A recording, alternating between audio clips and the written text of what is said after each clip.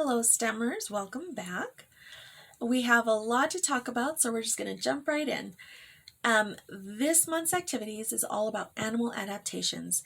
And so we are going to be taking a look at all the things that animals do to adjust to their environment and habitat that they're living in. So whether it is adjusting so that you're able to catch food or avoid becoming the food, or being able to adjust to your climate, so keeping yourself warm in the colder temperatures and cooler in the hotter temperatures, all of these things that animals do to help themselves survive and thrive in their environments. And so we have a lot of really great things coming up for you. The first thing that we're going to be taking a look at is a story that shows different animals and the ways that they've adjusted to their environment. And then after that, I have a few pictures that I want to share with you about a couple of the activities that were included in your kits this week. So the one that we started off with was spider webs, and in the kits that we received, it talked about using a box to create a spider web and then seeing how many bugs you can catch. And that was a lot of fun. We did adjust it a little bit from the instructions that we received because it seemed a little bit too complex for some of our toddlers. And so we just wanted to make sure it worked out for all of our age groups. And so instead of boxes, I believe we adjusted it so that we're using paper plates. And what we did was we cut the center out of the paper plate and then used tape to create our spider webs. And then once we made our spider webs to the best we thought we could, we balled up pieces of paper, or we used the little fuzzy pom-pom balls to throw at our webs and see how many bugs we could catch.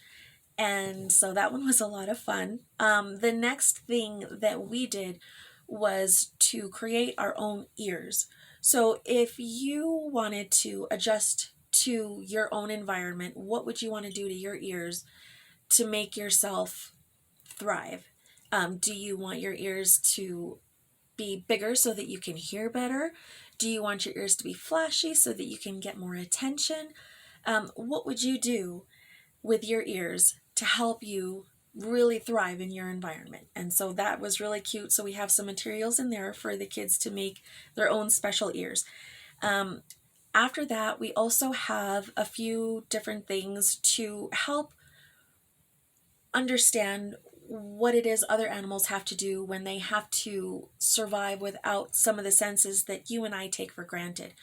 So there's one activity where we're using a glove to block off the thumb and see how the kids do with things like writing their name or molding Play-Doh without the use of their thumb.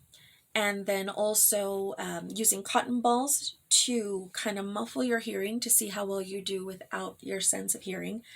And the last one was blindfolding so that you can see how you want to get around, figure out what you're going to do without being able to see. So these things are all giving us a little bit of insight into what some animals have to deal with out in the wild. And it's a lot of fun to see the way that the kids try and adjust themselves and how silly they can get with trying to make these activities work and how creative they can be as well. It's really interesting to see how all of these things come together to help them get the perspective and incite their imagination in for all of this. So it was a really great time. After that, we have a really cute story read by Mary Shoemaker about how it would be if your ears were like some of the animals that we see out in the wild. Finally, we have a really cute song that there's a link in the description below for you to see. Before we close out, I just want to mention that the Mesa Vista PTO is going to be hosting a literacy night coming up on Thursday, the 21st. It starts at 4:30 p.m. and there's going to be a lot of really great activities happening. We have some books that were donated by people in the community, and those donated books are going to be free for the kids to take. And so if they want to take a look around and choose a book that they'll enjoy reading, they can absolutely take it home and keep it. We also have some books that the PTO purchased to raffle off to each of the grade levels. And so there's going to be those books that the children will be able to take home. We have some volunteers who will be reading stories. We have snacks. And because this is falling around Halloween, we're kind of throwing a little bit of a Halloween party. And so we encourage you to wear your costumes. And so with all of these things going on, we really look forward to seeing a lot of you there. Now that the PTO is open district-wide, we would like to see more people participating, from kindergarten all the way up to 12th grade. And so we look forward to speaking with all of you and seeing you at this event. And as always, thank you all so much for continuing to participate in the STEM to You program. This has always been so much fun, and it's one of my favorite things. Thank you all so much, and I look forward to seeing you in the next one. Bye.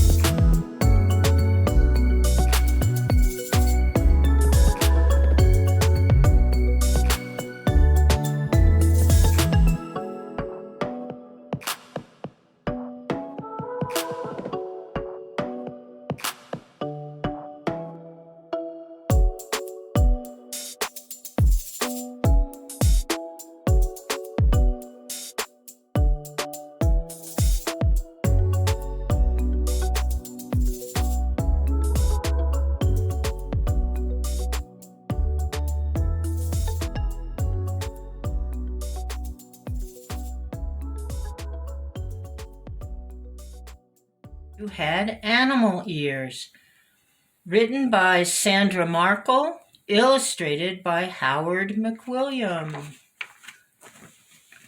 What if one day you woke up, the ears on your head weren't yours? What if overnight a wild animal's ears took their place?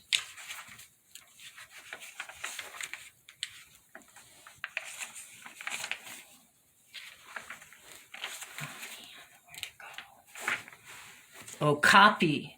And Okapi's big ears each move separately, perfect for listening in two directions at once. So while dining on leaves in a forest, an Okapi listens in every direction for predators like leopards. Fact: an Okapi's tongue is so long it's able to lick its ears clean, inside and out. Ew! If you had Okapi ears, you could easily listen in two directions at once, so no one would ever be able to sneak up and surprise you.